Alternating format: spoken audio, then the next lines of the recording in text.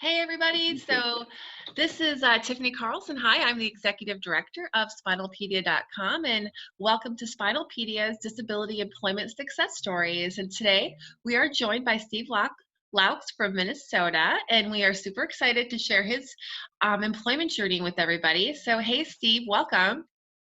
Hey, Tiffany. Good to be So here. it's awesome to talk to you on video chat. We've met before, of course, in real life, but it's always fun to see you again. So thank you.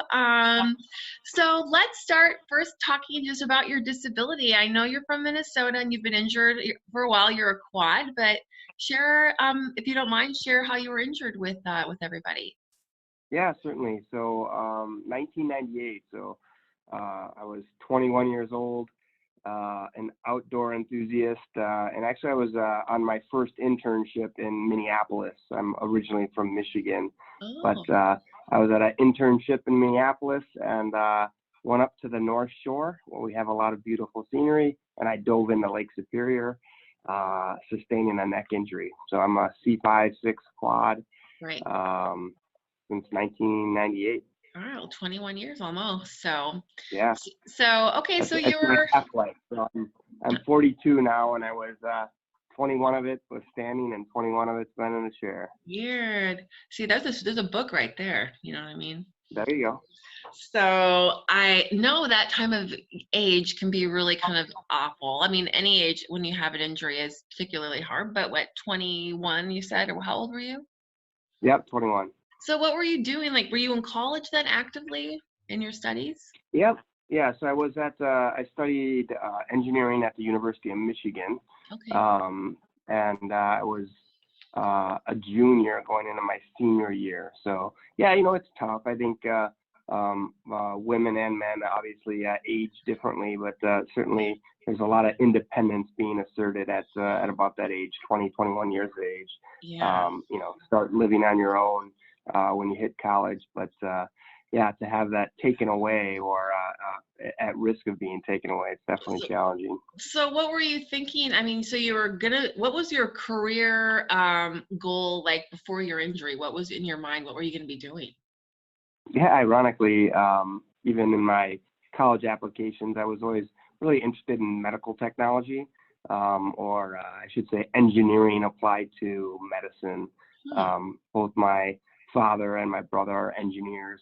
I was studying electrical engineering in school, and Okay. so electrical engineering, with the advent of my own injury, turned into a master's in biomedical engineering.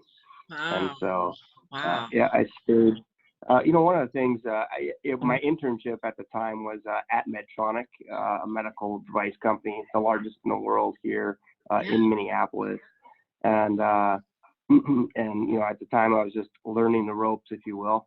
But Mhm. I definitely took the injury as an opportunity to kind of double down on my career. It was something that I knew I could do using computers and having been in college for at least 3 years. I kind of knew I was sticking with it, I'll say. That's crazy. How ironic that you were already planning on doing that medical engineering. So, Yeah. for someone like myself who doesn't understand exactly what a medical engineer does, or I know that your studies, what that would involve, but maybe we should wait. Well, let's talk about, well, you got hired at Medtronic eventually, right? Through your internship?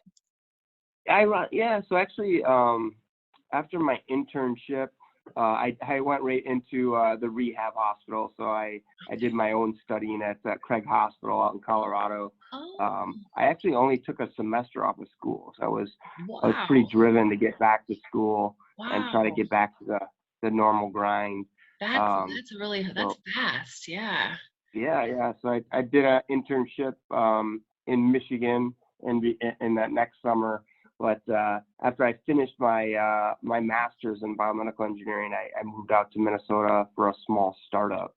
Okay. Um, and the medical device space, largely there's three big competitors in the space, that being Medtronic, Abbott, and Boston Scientific. So I had started at a startup that was doing a lot of cardiac devices, implantable defibrillators and pacemakers. Wow, that sounds like, so what was your like job every day? What kind of work would you do? Yeah, as an engineer, I was, I did a lot of R&D, research and development for Guidance Corporation. So it was designing circuits that would ultimately be used, whether in the device or in testing of the device. Obviously, with FDA, the regulated space that medical device industries perform under, there's certainly a lot of engineering to make sure you're delivering a quality product. So That's pretty cool. yeah, Does that mean you're on like some kind of software doing that kind of job? yeah, back in the day, I would say my career has morphed into more of the business side since. But Okay. yeah, if I recall my initial careers right out of school, a lot of computer work, a lot of test simulation, and certainly there's a lot of programs on the computer, a lot of late nights on computers that allowed me to perform at that job. That's cool. So tell us about what went into landing your job. I mean, you kind of already did, but in terms of your disability, like when you were interviewing, was there any questions that you got from interviewers asking about your disability? How did you reference it if asked about it? Yeah, great question. I think one of the things, because I did kind of partake in a pretty traditional college situation or college setting, I think the big thing is obviously putting yourself out there and getting involved with a lot of different organizations. Several of those were, before I was injured, but I definitely became even more involved on the campus. After sustaining a disability, and it's really those extracurricular activities, whether it's building a ramp, on a volunteer basis, or really applying your academic understanding to a real world situation, that really opened up doors for me as I was looking at my first career. So a lot of hiring managers or corporations are looking for your ability to apply your learnings. And for me, yeah, that was a lot in those extracurricular activities. I do recall back, I got to dust the brain cells off to remember my first interviews with the company. I had a few colleagues or a few students that had graduated prior to me leaving Michigan that were already out here in the Minneapolis area. So, definitely had reached out to them just to learn and understand more about the company. Okay. So that really helped in terms of understanding or getting my foot in the door. Yeah. But I'll tell you, I was pretty upfront with the HR team or the talent acquisition team, just to let them know I would need certain accessibility requirements just to get even to and from the interview. Absolutely. And Cool. at the big corporations, I'll say that they're pretty well established to take care of something like that. So whether it was booking the airplane travel or getting transportation to and from the airport, they took care of everything once I at least alerted them to my special needs. That's really nice. Did you ever run into any Yeah. hiring managers in your early days that were wondering if you could do the job? Did anyone ever question your abilities because of your Yeah, paralysis? I definitely, it was always interesting because I would say the pretty typical interview is probably 5 or so on a panel. And so at any point in time, at least one or more of the individuals would not know of my disability before coming in. So, I don't recall any specific statements that, there was a concern. I actually used it to my benefit just in terms of creating a more personal approach to my interview. That's good. Yeah, so I know, that's it good. worked to my benefit. I think that's great. I was interviewing some other people and they, have run across, there's always some people that aren't quite sure. They know they can't obviously vocalize it because of the ADA, thankfully. But Yeah.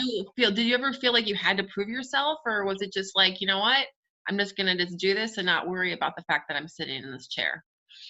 Yeah, I tend to the latter probably. Like, I mean, obviously, I had received my degree and had confidence in my abilities, so That's good. certainly knew I was at the right place. Again, I used my disability or my uniqueness to really drive a different level Smart. of conversation, a more personal connection, Yeah. and it worked out for me. One of the things I would say is, you and I had met, and I have a service dog. I Yeah. had a service dog even back then. Yeah. Yeah. At the interviews, I never actually took the dog, and one of the Oh. reasons was pretty early on, the service dog became probably 25 minutes of a 30-minute interview, Huh. and it didn't really allow the interviewer to fully understand the skills that I was bringing to the table. So, Oh. yeah, That's awesome. So you've had some great success over the years, and I think that's really great for people to hear because I think there's a lot of anxiety that people have if they haven't really stepped out there and they're kind of worried about how they're going to be, treated. So I think hearing your story, it's really amazing because I know even in my early days, I had a lot of anxiety with what people would think if I rolled in there and they're like, oh, wow. This is crazy. yeah, And so that's really great to know that it's not always going to have to be an issue and people don't always even really care, which is awesome. So yeah. I love I that. tended to find, usually I was interviewing at the bigger companies type deal, but I definitely tended to find HR would go out of their way to make accommodations, whereas most of the time you'd have an interview in an office or somebody's office, they'd make accommodations to have it in a cafeteria if it wasn't accessible or something Oh, like that. So that's good. definitely, um, yeah, has worked to my benefit. So you've been working for how many years now? Wow. Oh, a long time. So I moved out here in 2002, 2001. So pretty Yeah. much all 18 of those years, 19 of those years.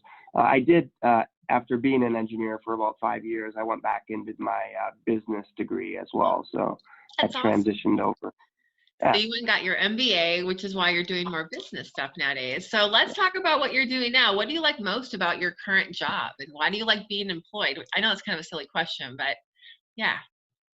Yeah. So, I think one of the, for me, it was just a personal decision to move out of engineering and technical management. I kind of always knew I wanted to do management, but I wasn't necessarily signing up for technical or engineering management. Hmm. I went back to school to study marketing and strategic marketing. Okay. And since that time, I rejoined Medtronic, the company that I was with when I sustained my injury. Well, Um, but again, it's one of the biggest medical device providers in the world, yeah. and it's a mission-based company. Yep. So a lot of the volunteer work and the charitable giving that had really committed to myself early on in my career. I've allowed myself to find a company that is really committed to furthering individuals' lives. Medtronic is so big that when I came in, I worked in their neuro business. So some of our devices actually impact individuals with spinal cord injury. Oh, yeah. I won't sell you on any of those today, but certainly I've been a part of, I'll say, leadership decisions across the medical device portfolio, and I feel very fortunate for my role here at Medtronic. That's awesome. Currently, I sit in a global role where Yeah. I have teams of service and support individuals that Mhm. help put technology into hospitals. So Okay. iPads or smartphones that really Oh, program all of our devices, and we're wow. deploying those globally. So That's pretty cool. wow. That's really cool. And so, with Minnesota and snow days, does Medtronic let you come in late if there's crazy snow? Yeah, no, actually, I mean, the accommodations, I have an office at home, so I can Nice. work from home. I love that. But yeah, I mean, definitely been blessed. Medtronic's a great employer, and they take care of me when I travel globally or internationally, and they'll fly a PCA or a loved Nice. one with me. So Are you yeah, it's worked kidding? out. Wow, that is really, really nice. What a great Yeah. company. Wow. Okay, so last question. What advice would you give people with disabilities who are interested in working? What would you say to someone looking right now? I can only speak from my experience, but I would put a high value on education. Mhm. And if you're in a situation where you don't know if it's the right job or want to work towards the right job, put yourself in a position where you can, do the degree, do the academics first and foremost. A lot of us with disabilities, you have to find a career or a job that can pay so that you can get off of benefits. Yeah. And a lot of those good jobs come with degreed, whether it's a bachelor's or master's degree. There's a lot of programs out there to help you get through school and help you with benefits while you're in school. And I would really encourage you to investigate really what options you have for local colleges or universities around you. Absolutely. That's some really good advice. There's a lot of opportunities out there for everybody. So, Steve, I want to thank you. I'm sorry I'm coughing, but thank you again for joining us. Your success story is pretty great. So I know everybody will get a lot out of your story. So thank you so much for sharing. Hey, no, great to connect. It's good, and stay strong here in this Minnesota weather. It's don't get the cold, Oh God, I'll try. I'm gonna try my best. Bye. All right. See you, Tiffany. See you later.